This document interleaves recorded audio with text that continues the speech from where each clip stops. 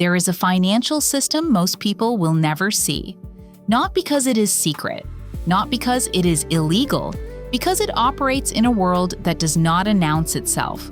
Most people learn about money through necessity. A bill arrives, a paycheck falls short. That is how most people develop a relationship with capital, through friction and shortfall. But there is another way money is learned, one that has nothing to do with necessity, a way that has everything to do with inheritance.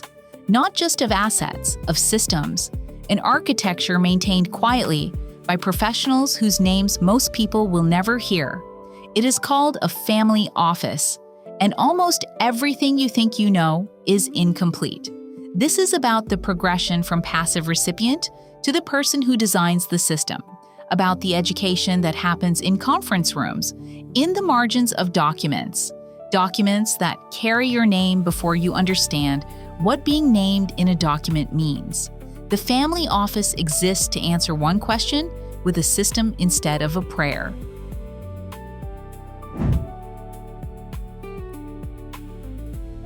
Wealth at its earliest stage is atmosphere.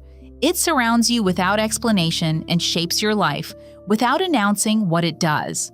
The child who grows up inside a family office does not know what a family office is. She only knows something is consistently different. Her school is different. Summers mean another continent. When something breaks, someone arrives without visible urgency. She registers all of this the way you register weather, not as something to understand, not to question. Simply present. Her allowance arrives each month. She does not question it. She does not know it is a distribution from a trust she has never heard of. She does not know her name appears in a legal document established before she was born, managed by professionals she has never met. They work in offices she has never visited, executing a strategy she could not describe, on a schedule she cannot see. This is the first stage. It is not an education. It is proximity to a system with no framework for understanding the system. The lessons arrive indirectly. Spending rises. The limit adjusts. No conversation follows. The adjustment is the message. Rules change and you are expected to notice. That is the entire communication. No explanation, just the observation of effect. The benefits are shared freely. The mechanics are shared slowly. When someone decides, without defining it, that you are ready, ready is never defined.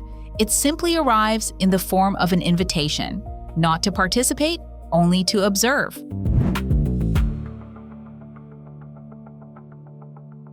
The invitation to observe is not framed as a milestone. It arrives as a practical matter. You are old enough now? Come and see. The room communicates something before anyone speaks. The table is long, the chairs are full, the documents in front of them are dense. The conversation uses familiar words in combinations you have never encountered, forming a syntax you cannot translate in real time. Vintage year returns, duration exposure, liquidity waterfall, you understand each word. You do not understand the architecture, so you watch instead. You watch who speaks and who listens.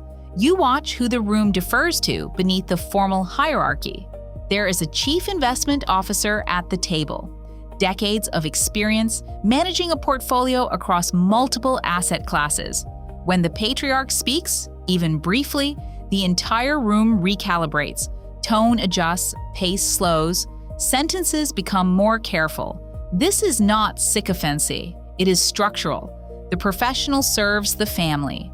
Expertise is respected, but authority belongs to the family. The family defines the mandate. They set the constraints. They approve the strategy. They are the client no external benchmark can measure. After the meeting, a quiet observation. The office is not in the business of making money. It is in the business of not losing it. Growth is not the primary objective. The goal is survival. Upside is deliberately sacrificed for the near certainty of continuity. You will not understand that sentence the first time you hear it. You will think you do. The actual understanding arrives years later.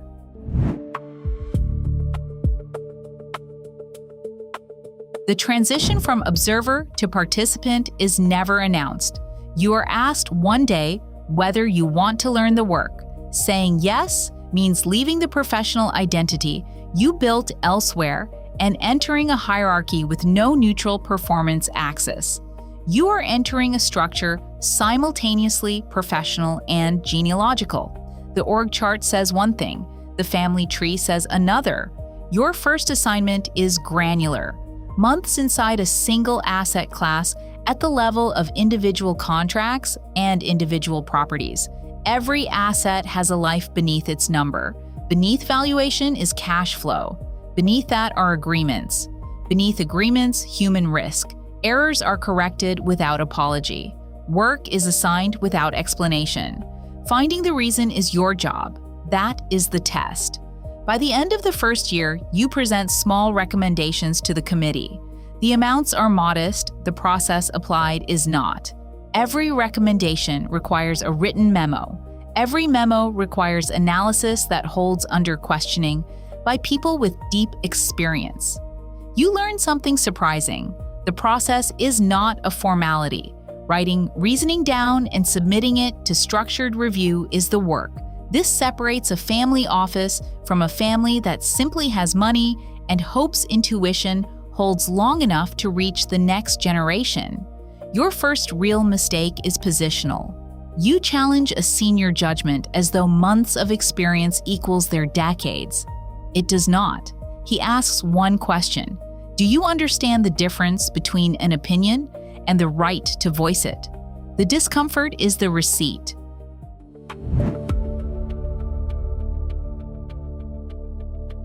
At some point, one category of decision becomes yours alone to approve, then another, then the threshold rises. This is the actual transfer.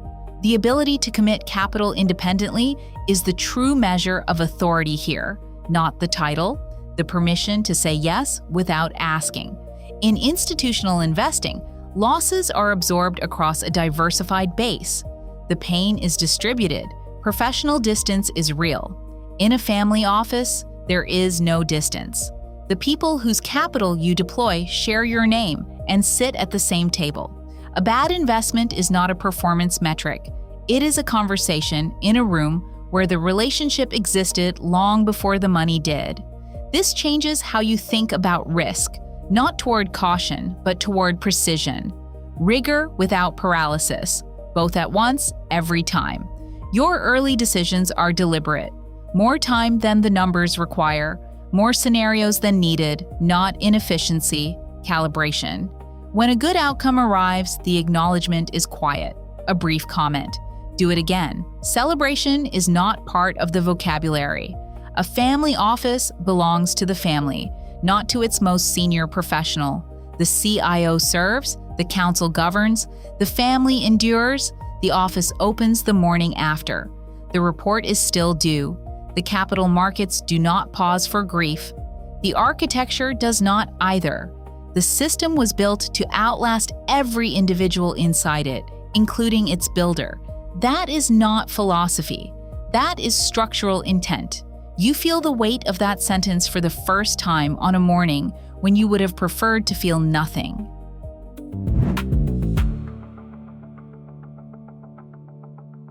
The investment side is complex. The governance side is harder. Markets are impersonal. The people at the governance table are not. At the governance table, the real work is not the portfolio. It is managing competing claims and expectations of everyone with a stake.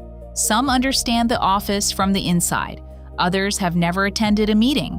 Opinions form at a distance, from incomplete information. Their opinions are not irrational. They are simply uninformed by the accumulated context that years of participation would provide. So you build processes, formalized communication, structured forms for concerns, written rules for how requests are evaluated and resolved.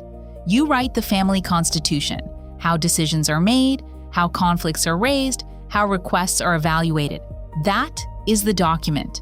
The document takes months, the consultation takes longer. You listen to complaints you cannot immediately resolve. That is governance. Governance is its own discipline, nothing to do with markets, built on transparency and rules that hold regardless of who is asking. You have watched families with more wealth than yours collapse under governance failures. The initial dispute is always about money. The money is the trigger. The relationship is the wound. No return can repair a governance failure once it breaks the family's cohesion. A bad investment costs capital. A bad governance decision costs cohesion. Capital can be rebuilt. Cohesion, once lost at scale, rarely is.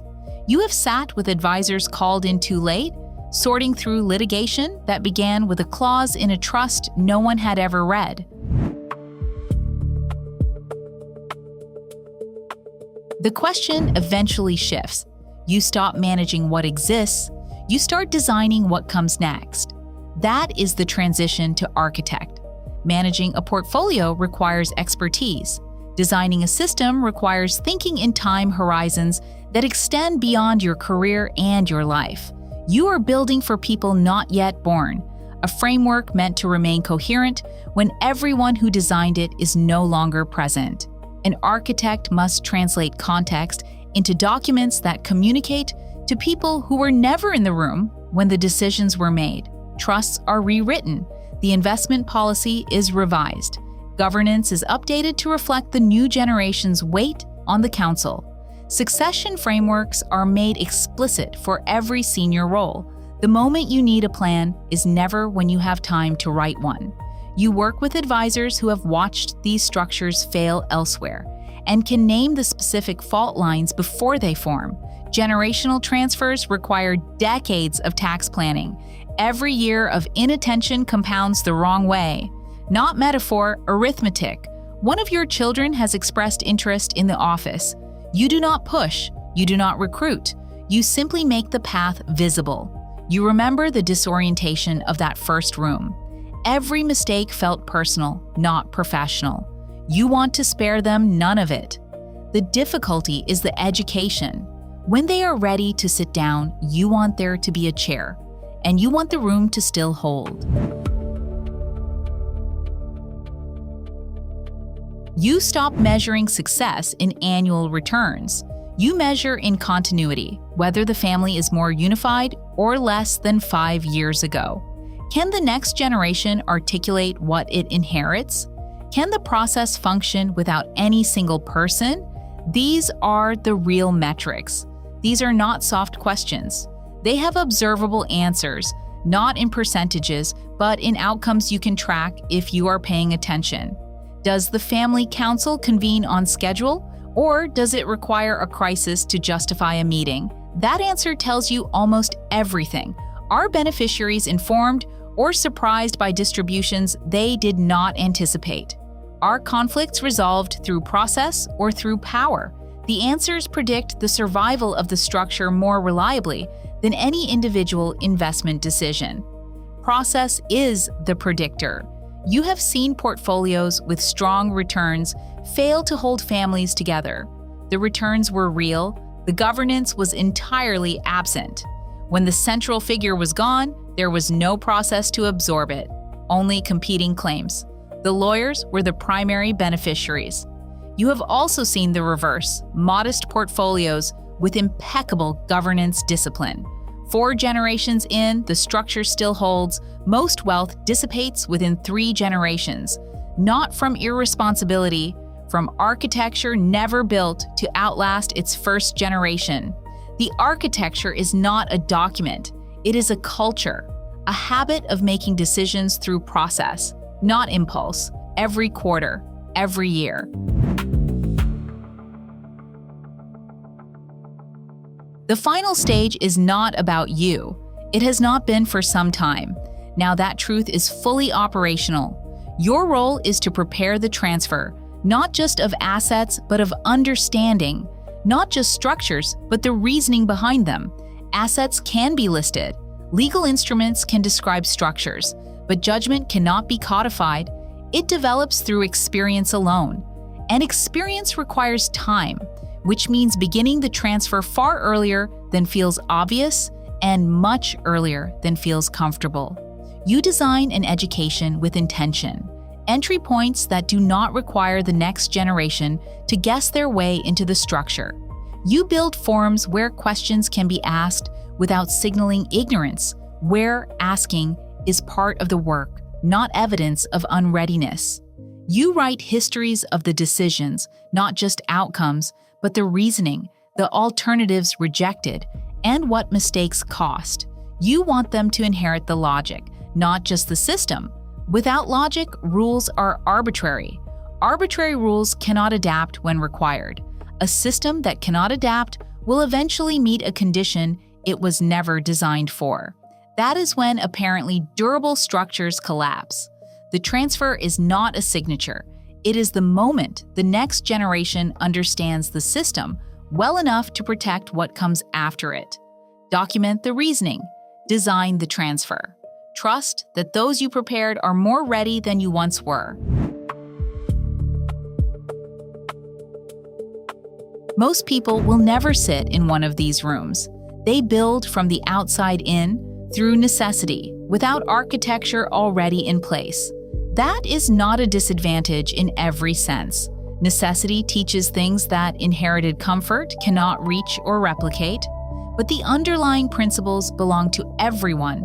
Process over impulse, preservation requiring more intention than accumulation. The recognition that governance is not a constraint on wealth.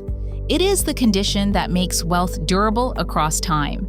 The willingness to build systems that outlast your own involvement in them. That discipline is chosen, not inherited.